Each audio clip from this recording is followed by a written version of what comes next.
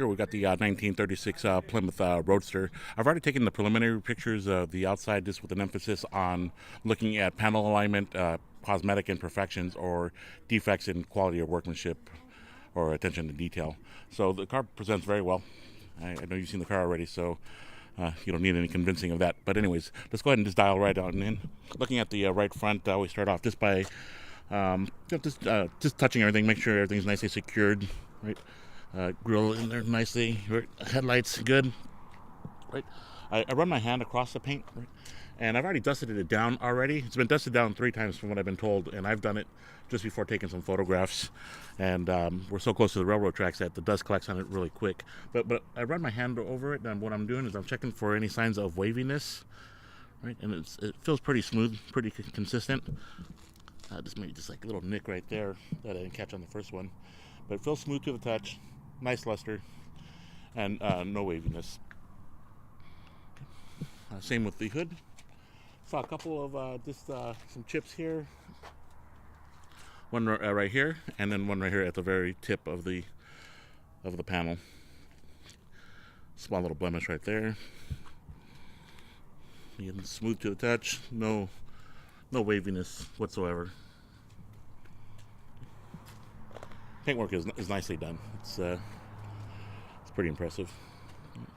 Panels are good, and also I'll do a photo analysis when I'm back at my desk, just to check for the alignments. Glass, no chips, cracks, or signs of the lamination. Outside mirror, nicely secured. Looking at the door panels, again, nice fit here along the quarter panel, smooth.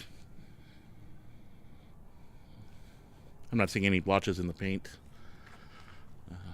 And same with the rear fender. Oh, I forgot to get the front tire. Wheel well area, I always like to get in there and capture as many angles as possible. I'll still get underneath there towards the end of the inspection, but I'll have this as well. Just gives us another view.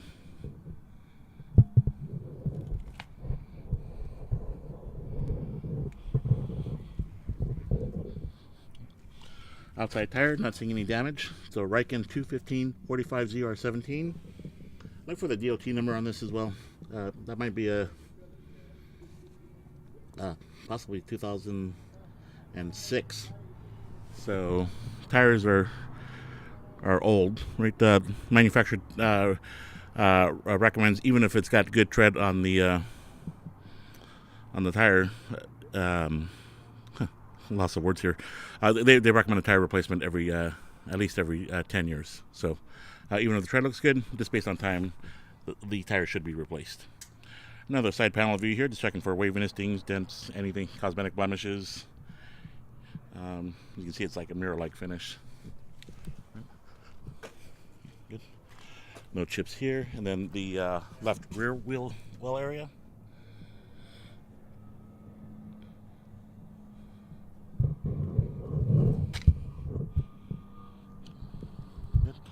Same outside tire. I'm not getting the date stamp on that one.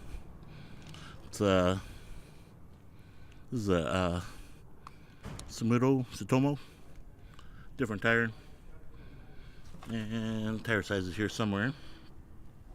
255/45 ZR1899W, and then side panel view.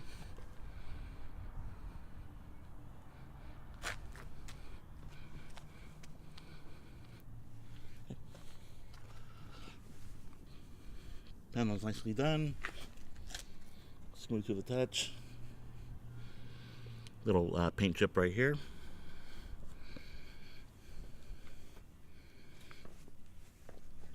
And some chips down here.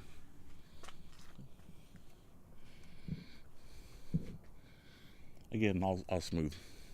No waviness. Okay, and then right rear wheel well area.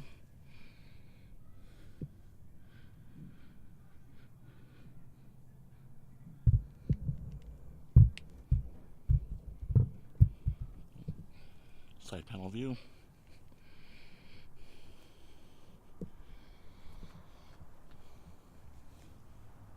Okay. Still smooth, consistent. then the glass from this view here. Fender good. And then one final view here of the right side.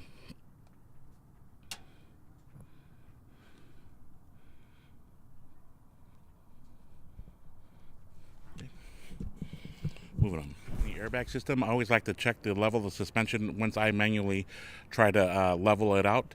I notice that when you press the buttons to go all the way up, I think the right side was slightly lower than the right. So you can't go by just doing it completely up for it to ride even. You gotta toggle the switches to get your desired the desired level. But also, so I've kind of leveled it out. I think I'm at 25.5, between 25.5 and 26 inches on the left and right side front. So let's get the measurements.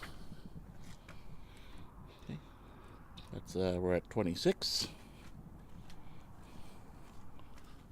The rear around 26.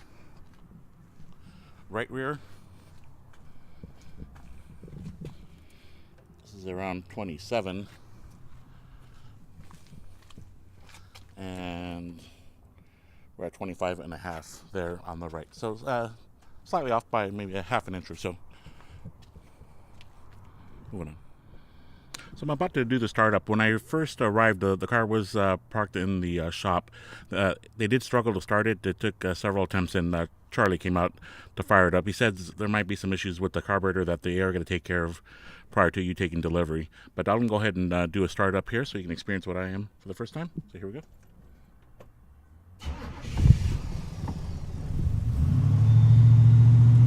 So definitely fired up a lot better. When it was cold, it was spitting and barely idling. I've got my foot on the accelerator right now, but so I'm gonna go ahead and release it and see how it idles. Okay, so it's shaking pretty bad right now. I'm gonna rev it up a little bit more.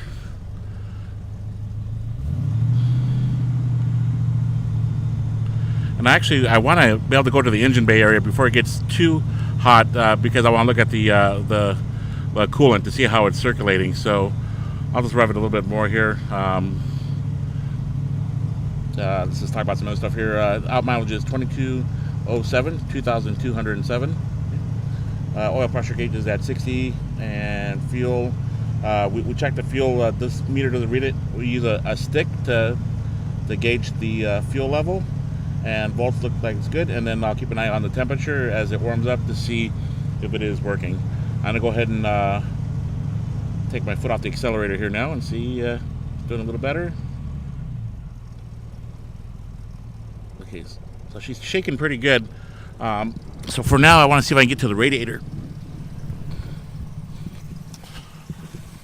before it gets too hot.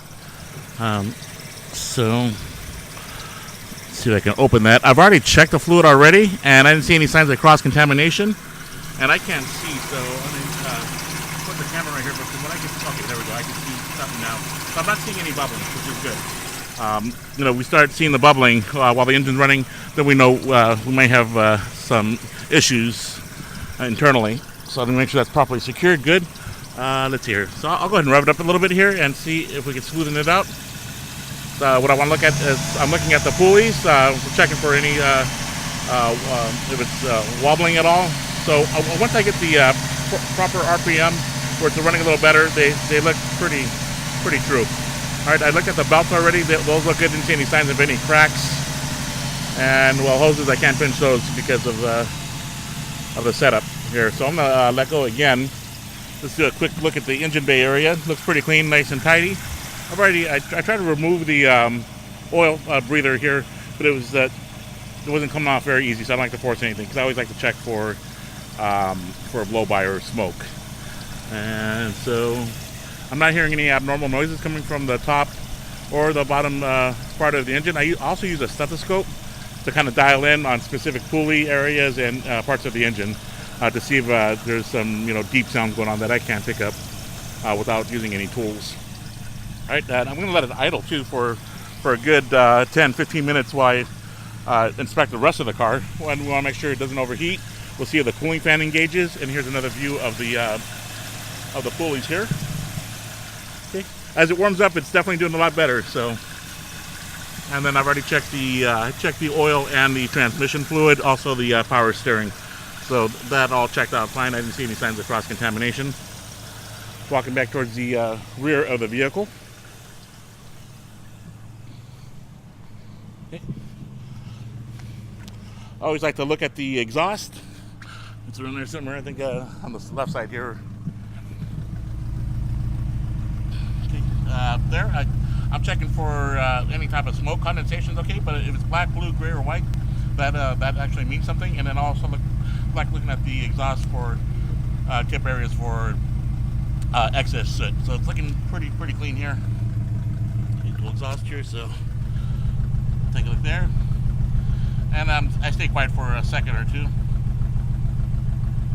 so we can listen to the exhaust tone. I'm not hearing any backfiring, right? Sounds pretty smooth, and it's got a good tone to it. Looking at the gauges once again, looks like the temp gauge is starting to climb now, so we know that is working to some extent. And I'll continue to let it idle for another 10 minutes or so while I move on. But this concludes this portion. All right, so I'm closing everything up, letting it idle for about 10 minutes or so. So I just closed the hood, but I did notice in closing it, right, because it's running kind of rough, you can hear you can see the shakiness in the panel, and you can hear the rattling. I'll stay quiet.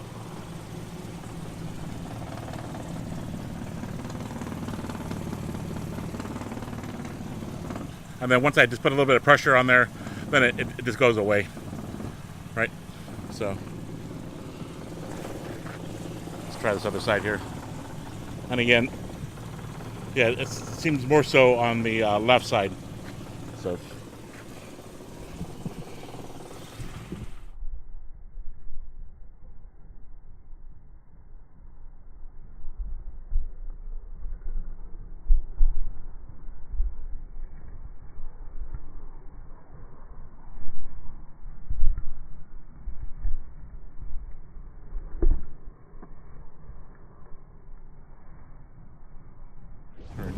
I'll stay quiet for a moment here. And here at idle, it is still idling pretty rough, but again, I think Charlie said he's going to address those issues. I'm going to shut off for right now until we start that issue. I also checked the speedometer against the satellite feed that I have for checking the miles per hour, and it seems to be accurate. We're off by maybe a mile or two an hour, so we're checked out there. We're going to be heading back and actually stop here. Yeah, we're going to back up. Reverse works too, by the way.